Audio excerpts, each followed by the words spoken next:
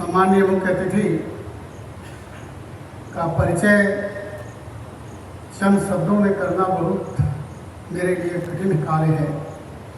मैं इतना ही कहूँगा कि आपका जीवन वृत्त, आपका जीवन परिचय, आपकी जीवन शैली, आपकी जीवन दृष्टि हम सभी के लिए एक पाथेय है, एक हम सभी के लिए रोड मैप है।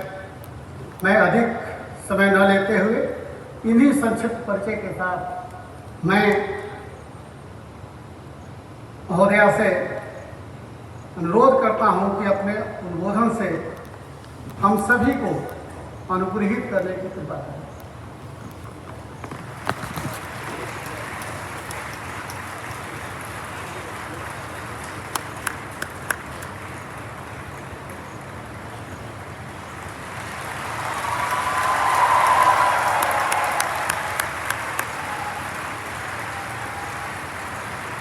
सेंट्रल यूनिवर्सिटी साउथ बिहार के इस कन्वोकेशन में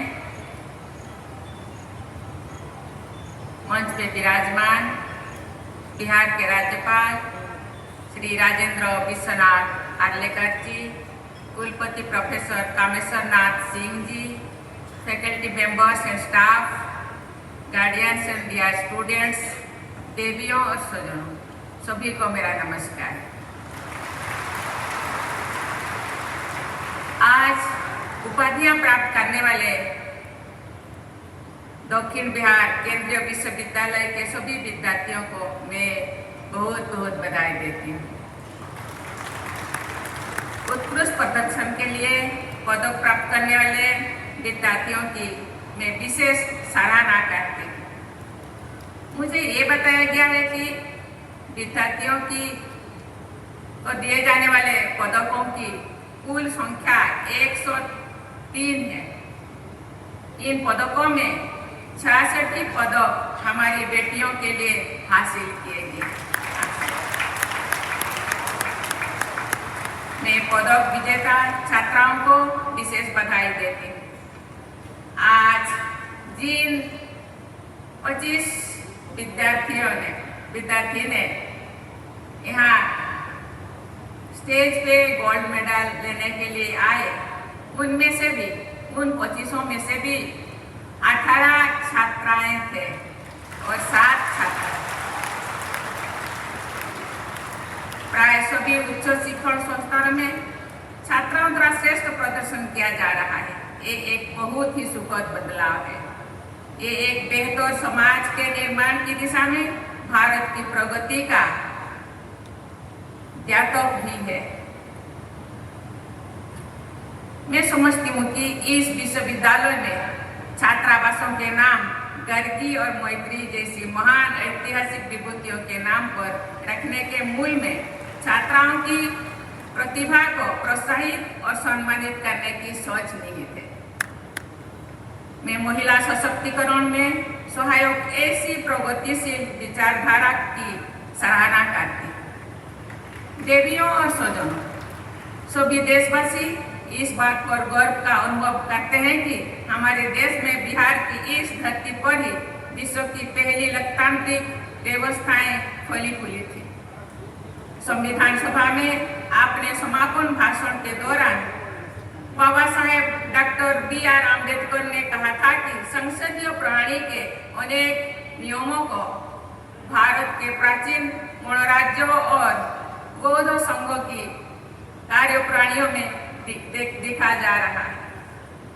भारत के संविधान और आधुनिक गणराज्यों के निर्माण में भी डॉक्टर सच्चिदानंद सिन्हा और बाबू राजेंद्र प्रसाद सिंह बिहार की अनेक विभूतियों ने अमूल्य योगदान दिया है।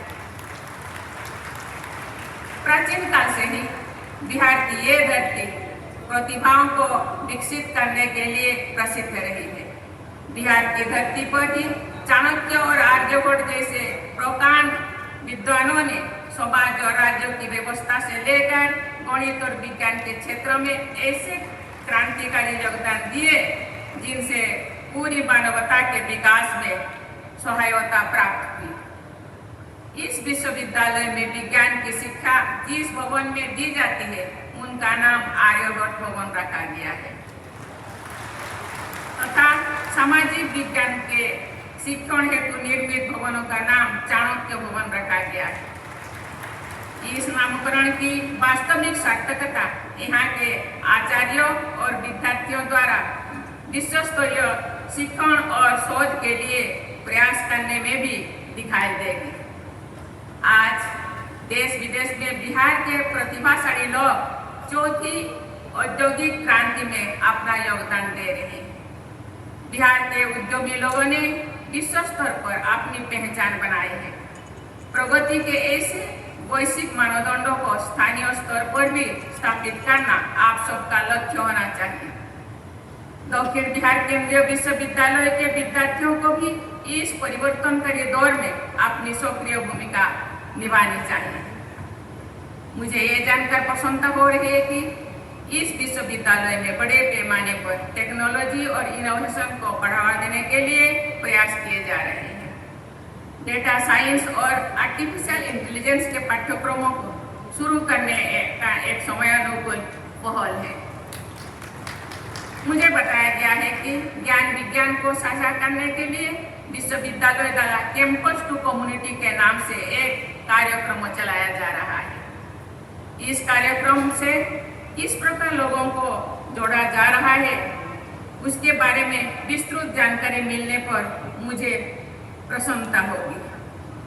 मुझे बताया भी गया है कि विश्वविद्यालय में doctor Ambedkar centre for excellence के माध्यम से वंचित वर्गों के विद्यार्थियों को प्रशासनिक सेवाओं में चयन के लिए होने वाली प्रतियोगी परीक्षाओं में सफलता हेतु सक्षम बनाने के लिए कार्यक्रमों चलाया जा रहा है। ये सामाजिक परिवर्तन और समावेशी विकास की दिशा में एक सार्थक कदम सिद्ध हो सकता है। मैं आशा करती हूँ कि इस कार्यक्रम की सफलता ठोस परिणामों के माध्यम से साबित होगी। प्यारे विद्यार्थियों, गया के महत्व के बारे में सभी जानते हैं। आज से लगभग 2600 वर्ष पहले मगध नरेश बिंबिसार के शासनकाल के दौरान गया में ही बोध वृक्ष के नीचे सिद्धार्थ गौतम को बुद्धत्व प्राप्त हुआ। कालांतर में बुद्ध गया पूरी विश्व के श्रद्धालुओं के लिए सबसे महत्वपूर्ण केंद्र बन गया है। शताब्दियों पहले गया में निर्मित बौद्ध स्थापत्य एवं कलाकृतियां विशेषज्ञों और श्रद्धालुओं के लिए आकर्षण का केंद्र बनी हुई है।